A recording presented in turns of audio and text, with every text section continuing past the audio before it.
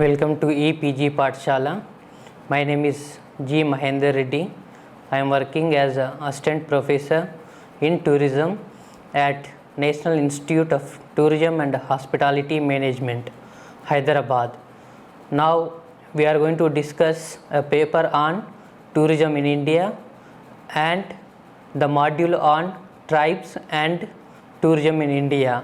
The objective of the presentation or the module is to know what is tribal tourism and what is the importance of tribal tourism and what are the major impacts of tourism with the development of this particular form in a tribal areas, and what are the other significant activities that we can see with the development of tribal tourism. And finally we'll go through basically what are the different types and what are the different tribal tourism destinations that which are very popular in the country. So before going to the presentation, first I would like to give a small description on what exactly the tribes and their lifestyle and the different cultures of different tribes. There are different terms that what they use throughout the world for tribes. Different countries have different names, especially in China, Vietnam, Philippines. These countries they call tribes as ethnic minorities, and in Africa they call the same tribes, and in Thailand they call them as hill tribes, and in India generally we consider as Adivasis or scheduled tribes. Like some other parts like developed countries, especially North and South America, they call them as a Native Americans or Indian tribes or Indian communities or Amerindian. So these are the general names they used to call. Other countries like Latin America, they call them as indigenous people. In Australia, Canada, Taiwan, so these countries they name it as Aboriginal people. Some countries like Canada they call as First Nations. So whatever the name that we reflect, the way we use, basically it represents the indigenous people. That means people who are staying in the forest areas. So this is the meaning. When it comes to the typical definition, so that we follow by the definition given by the United Nations organization. So according to the UN definition, the indigenous or tribal communities are the people and nations as those having a historical continuity with the pre-invasion and pre-colonial societies that developed on their territories are distinct from other settler groups and want to preserve, develop and transmit to future generations their ancestral territories and their ethnic identity. So that means according to this UN definition, whatever the people who are living the forest areas before the colonial period or pre-invasion of these communities, that means they are living from long times with or within the forest areas and still continuing their cultures. So according to the definition, generally we can see that the major components like there will be a historical continuity that is based on occupation of ancestral land and a common ancestry, cultural practices and language. So you can see many tribes even in India still they are practicing whatever like they were practicing in the past. Even today it's continuing. The other characteristics of this particular community or this particular group of people is that they are economically backward compared to other communities or other culturals. Even culturally they are marginalized and often live in extreme poverty. Wherever you see, not only in India, even in the majority of the countries which the tribes are living are under extreme poverty, especially the African countries and many other Southeast and South Asian countries still facing these tribal issues when it comes to economic poverty and cultural issues. So these are the basic characteristics that we can see in most of the tribes. Along with that, they are basically depending on the forest areas and forest resources. Most of the times they don't have a permanent residence, or they used to move from one place to other place for whatever the region, maybe a food, maybe a shelter. So whatever the region, they used to do all these things. But now, because of a lot of government activities or schemes, at least there is a change in terms of their culture and their association with the forest, and the continuation with whatever the positive or negative activities that they were practicing in forest areas. The other characteristics are these tribes are viewed historically or developmentally as a social group existing before the development of or outside of states. So as I mentioned earlier that these tribes were according to the definition of UN organization, these were the people there even before the colonial rule. So that means you can see before 18th century, 17th century also they were there in most of the forest areas in most of the countries. Many anthropologists use the term tribal society to refer to societies organized largely on the basis of kinship, especially cooperative descendant groups. So we have discussed about different names and their characteristics and their association with the forest, all these things. Now we are going to discuss about the tribal tourism. So how tribes can be developed with the development of tourism, or tourism can be developed vice versa with the development of tribal areas. Generally we can see in a tribal tourism is a showcase of tribal life, art, culture and heritage on location, benefiting the local tribal community and enabling interaction between the tourist and the locals for an enriching experience. So that means according to the definition, the tourists whoever visit these tribal areas, generally they are interested to see the tribal life, their art, their architecture and their food habits and other cultural activities that they follow, maybe fairs and festivals that they would like to experience during the trip which they take to these particular tribal areas. In general we can see the tribal tourism attractions. Whenever you go to any tribal tour, you can experience basically there will be nowadays you can see museums also which reflecting the culture of tribal life and their cultivation methods and the other cultural activities that they were practicing. And you can see many places like the governments, especially the tourism departments and corporations have concentrated on cultural villages. That means they are concentrating specially to promote the tribal culture of that particular community in a particular area. So where the tourist will go there and they will experience that particular whatever the staged authenticity or authentic experience of the tribal lifestyle. And there will be some nature based tours in this particular component, like basically these tribes are living in forest areas, so they are very good in terms of the knowledge on flora and fauna.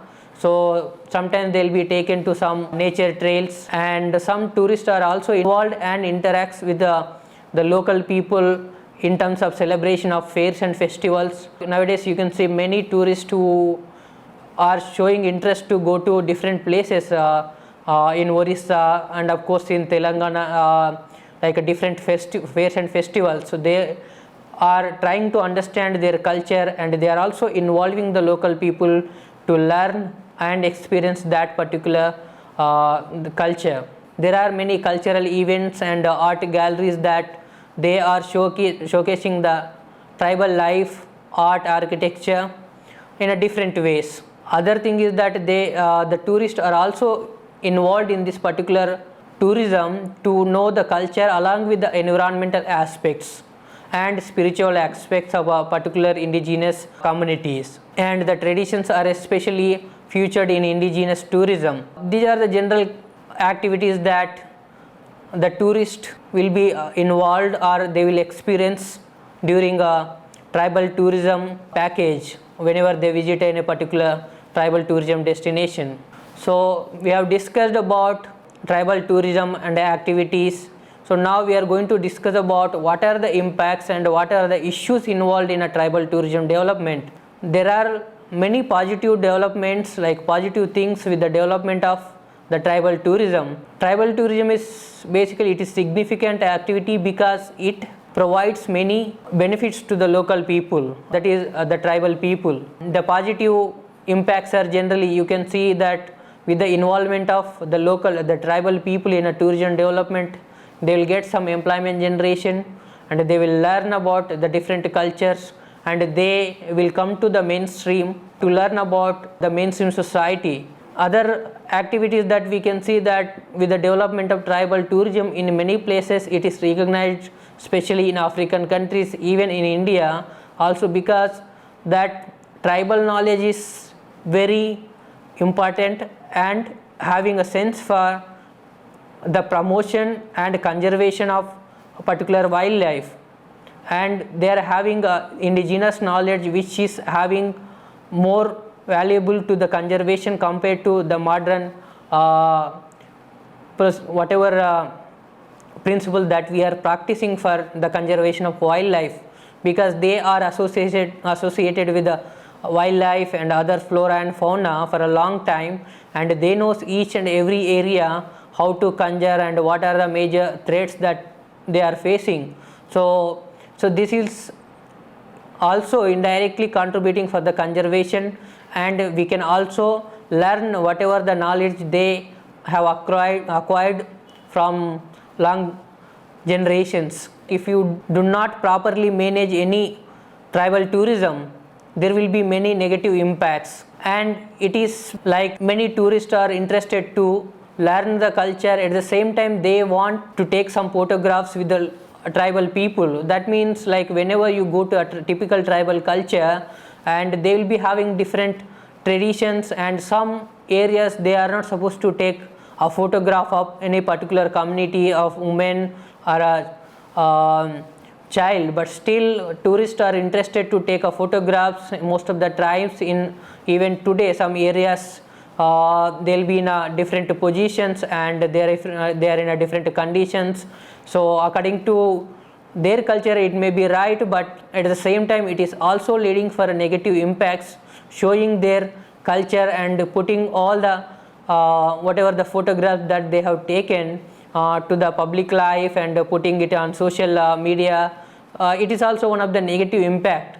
And the other thing is that one way we are promoting tribal tourism, which is having a positive benefits. The other way, like if you develop tourism, we, especially the tourism developers and the planners, always look for the authentic culture. Even the tourists also look for authentic culture. That means there is a contradiction, that one way we are expecting them to come to the mainstream, that means providing all the modern facilities, education and the other developmental activities by providing some schemes.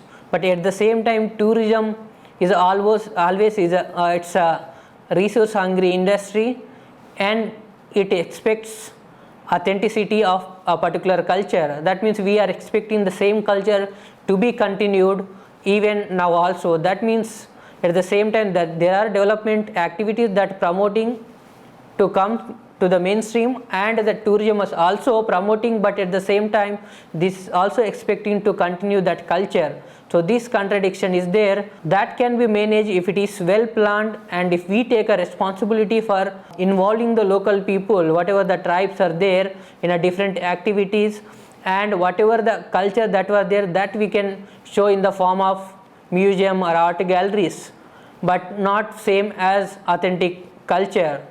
So this contradiction still need to be addressed. I think there are many scholars and the planners which are working for this particular issue.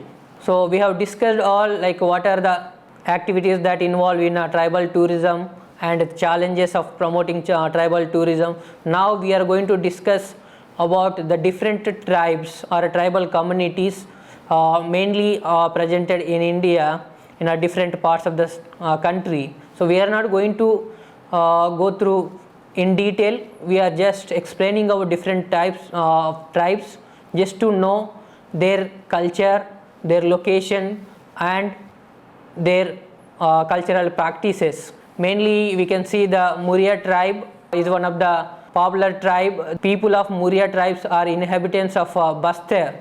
Bastar is one of the tribal dominant district in the state of Chhattisgarh. They are relatively prosperous when compared to other tribes in the districts. So they are self-sufficient in producing chickpeas, dal and lentils. These particular tribes follows pre-marital sex. The youth are expected to engage in sexual activities when they are discouraged to becoming emotionally attached to the sex partner. The Muria tribe worship village gods and clan deity. The other tribe is that Korwa tribe. This particular tribe live in the hills and forest areas of Chonagpur in Chhattisgarh. Korwa community consists of 4 subgroups, namely Ageria Korwa, Nang Korwa, Di Korwa and Par Korwa. All 4 subgroups worship the same deity named Di. People of Korwa tribe speak Korwa language, which is also known as Imga, Singli and Bashi.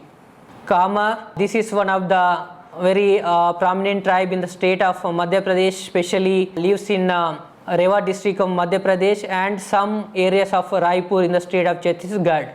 Their local language is called Kamar. Military service is considered to be their traditional occupation. Farming is the occupation of most of the Kamar people, and there are 4 subgroups called gods in the Kamar tribe.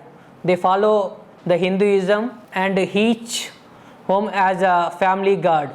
Munda tribe. Munda people are found in state of Jharkhand, Assam, Odisha, West Bengal, Chhattisgarh, Bihar, Tripura and Madhya Pradesh. Some areas of Bangladesh also having this Munda tribes, and this tribe is one of the largest tea tribes of the nation. They speak Munda language, and the contemporary culture of Munda people is a mix of Sarnasm and Christianity. The traditional occupation of this particular tribe is hunting, but nowadays they are employed in different sectors. And the other tribe is that Karya tribe.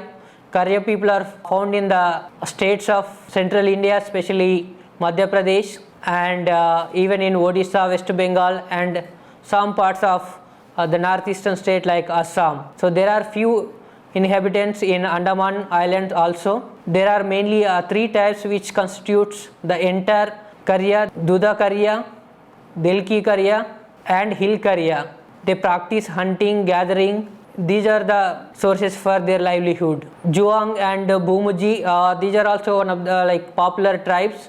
Juang tribe people are the inhabitants of Gonsaika hill range in the state of Odisha, and these people were mainly hunters and gatherers. The culture is generally the father and all females of one family live together in a hut, whereas boys live in a separate hut at the entrance of the village, and these people worship forest spirits in the olden days. Bhumji tribe, these people are very prominent in the state of Assam, Jharkhand, Orissa and West Bengal. They speak Mundari language. They have a traditional beliefs like modern Bhuji people adopted Hinduism as a main religion. The other tribe is the Koya tribe. These particular people are inhabitants of Indian states of Andhra Pradesh, Chhattisgarh, Madhya Pradesh, Karnataka and Odisha. So they are also referred to as Koi or Koyalu or Koyolu and so on. So their language is known as Koya, which doesn't have a script. The Koya people are primarily cultivators and some are artisans. Still they practice this culture. And Galo is the other tribe, lives in the central eastern Himalayas. They are the descendants of Abotani and speak a Galo language. They are also referred with the names such as Duba, Doba, Doba, Dobabar, Galang Galang, Galang Adi, etc. And these people follow monogamy, but the elite people of the tribe follow polygamy. They follow the religion Doni. Now Christianity is spreading rapidly in these areas. The other tribe is Badagas. Badagas are the tribal people inhabited in the Nilgiri hills of the South Indian state of Tamil Nadu. They are the largest indigenous tribes in Nilgiri hills, and they speak Badugu language, which is having no script. Basically they are agriculture people living nearly about 440 villages. Even though their main deity is Hetai, they also worship several Hindu deities. Bhil is another tribe. It is also known as Bhils. These are the tribal people inhabited in the central and also in certain parts of Sindh in Pakistan. They are the largest tribal groups in India and they speak Bhil language. The important element of Bhil culture is the Ghumar dance. The other tribe is that Gondi tribe. Gond is the tribal people of a Dravidian origin inhabited in the state of Madhya Pradesh, Maharashtra, Chhattisgarh, Uttar Pradesh, Telangana, Andhra Pradesh, Odisha and some other states. Their main language are Gondi and Hindi. Other Indo-Aryan languages are also spoken by these particular tribal communities. The script called Gunjala Gondi Lipi is used to write Gondi language. The Gonds are well known for their knowledge of astronomy. The other tribe is the Apatani, also known as Tan, Apa and Apatani, are the tribal people inhabited in the Jiro Valley in the Indian state of Arunachal Pradesh. And the tribes follows democracy and their village council is known as Bulyang. Their oral folk tales are known as Miji and Migun. They worship the nature and believe that the object in the nature has divine power. They are known for nose plug and face tattoos. The other tribe is the Jerva, which is among the several indigenous tribes of Andaman and Nicobar Islands. They speak Jerva language, one of the Angan languages. They are believed to have inhabited Andaman Islands for about 7,000 years and they were totally isolated from the outside world till few years ago. Urali tribe, this particular tribe is inhabited in the South Indian state of Kerala. Agriculture is their prime occupation. So even hunting, mat weaving, basket making, pottery making, etc. are also done by this particular tribal community. They worship nature, believe that sun is the creator of all the soul and moon is the other for all creation. And Urali, Mikir are also known as Karbi is an important tribe in the northeastern Indian state. These people are mainly inhabited in the state of Assam. Linguistically, these people belong to Tibeto-Burman group. The tribes include 5 major clans and marriage between people of same clan is not practiced. Rankar and Chamkan are important among the various festivals celebrated by this particular tribal community. So we have discussed mainly the major tribal communities that which are prominent in different states of the country. So now we are going to discuss about the major tribal tourism destinations that are popular in India. As we discussed that the majority of Indian tribal groups are present in central, northeast, western and east India. Tropical central states of Chhattisgarh and Madhya Pradesh are the home to the Gond, the region's largest tribe of Madhya Pradesh and Chhattisgarh. The western state of Rajasthan and Gujarat are best seen between November and February in terms of tourism. East India, almost 1/4 of Odisha's population belongs to the tribal community. Indian tribes are also known for their arts and their craftsmanship.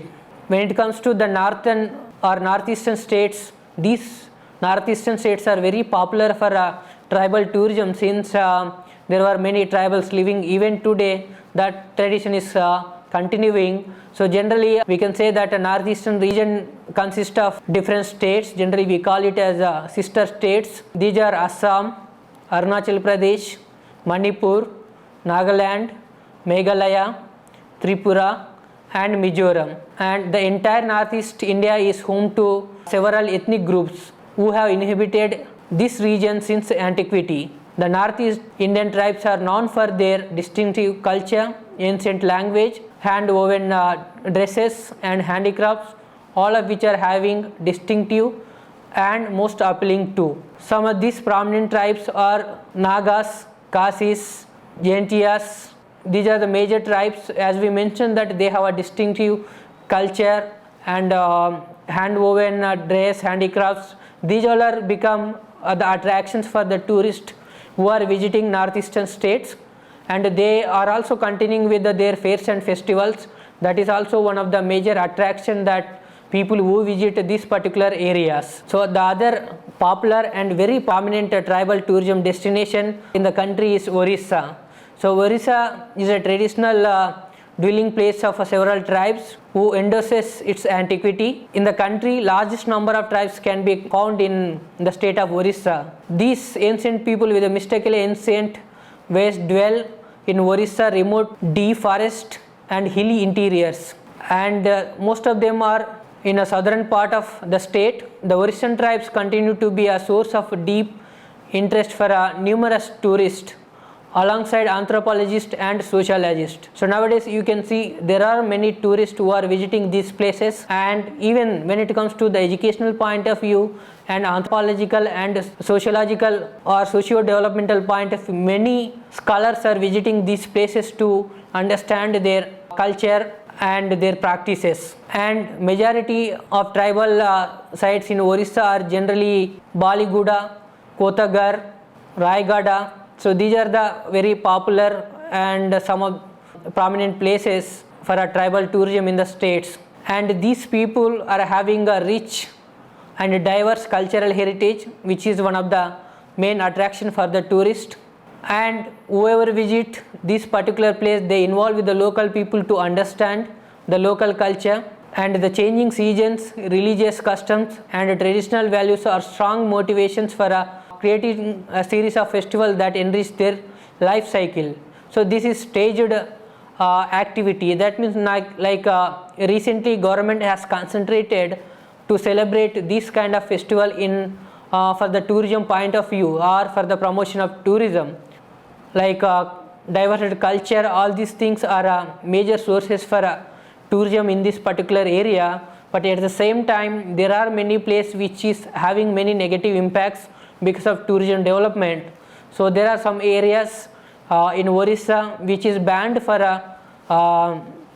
tribal tourism. So the other prominent state for tribal tourism in India is Chhattisgarh. Chhattisgarh is one of the most intriguing tribal tourist destination of not only India but even throughout the world.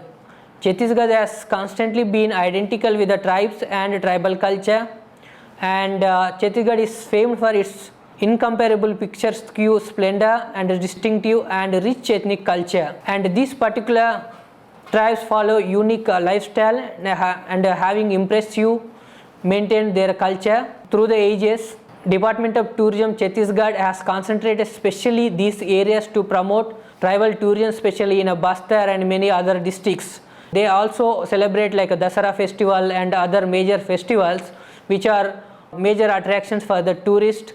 And the Chhattisgarh tourism is also concentrating tribal tourism to eliminate poverty, at the same time to elevate the Naxalism, because if you see this particular area, Naxalism is very prominent, and the most of the Naxals, the youth who are joining in these activities are basically they don't have a proper education and lack of employment and other developmental activities. So with this, government has concentrated to provide some employment to the people, the youth who are diverting to this particular Naxalism, and at the same time by providing some accessibility in terms of roadways and other infrastructure, there can be some development. So where there will be a scope for vanishing this particular threatening activity in this particular area. So like that, wherever there is a prominent this Naxalism is there the government is concentrating for a tourism development. Indirectly they are contributing some facilities for the local people so that they will continue with the other alternative employment activities. The other tribe or tribal groups which are very prominent in the state of Rajasthan are the Bhil tribe. This is the predominant group where the original inhabitants of the Rajasthan. They are mostly located in a southern part of the state of Rajasthan. The 5-day Baneshwar Tribal Fair held every year in the month of January and February in Dungarpur, which is a very popular fair. Most of the tourists would like to go there and to participate in this particular fair. One can also celebrate the other festivals like Holi in a traditional style with this particular build tribes in this area. And traditional clothing, carrying swords and sticks, and performing the tribal dance of that particular region is also one of the continuing activity which is attracting the tourists. Conventionally located not far from Jodhpur, Bishnoi village provides an authentic experience of rural Rajasthan of the tribal life, art, craft to the tourists who are visiting. The other tribal area which is not very prominent but still there are some groups which present in Maharashtra, that is also home for more than 50 different tribes, with the main ones being Bhils, Gonds, Mahadev, Kolis, Pawars, Thakurs and Varlis. So these were very prominent. Nowadays you can't see as a tribal, but they have come to the mainstream. So we have discussed all